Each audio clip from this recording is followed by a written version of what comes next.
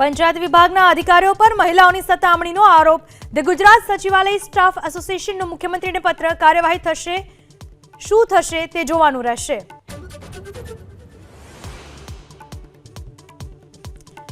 અમદાવાદ મહાનગરપાલિકાના 16 અધિકારીઓને show cause notice. ઇજનેર એસ્ટેટ વિભાગના 16 અધિકારીઓને નોટિસ. પ્રદૂષિત પાણી, લારી ગલ્લાના દબાણોને લઈને નોટિસ.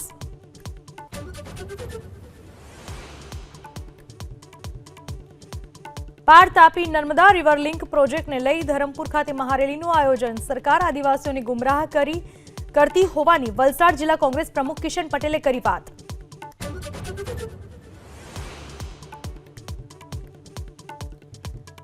દાહોદ જિલ્લાના વધુ 3 ખાતર ડેપોને નોટિસ. સ્ટોકની તપાસ બાદ ખેતી નિયામકે ફટકારી નોટિસ. ઝાલોદના સર્વોદય ગ્રામીણ વિકાસ ટ્રસ્ટ સસ્પેન્ડ. રેકોર્ડની જાળવણી ન કરતા કાર્યવાહી.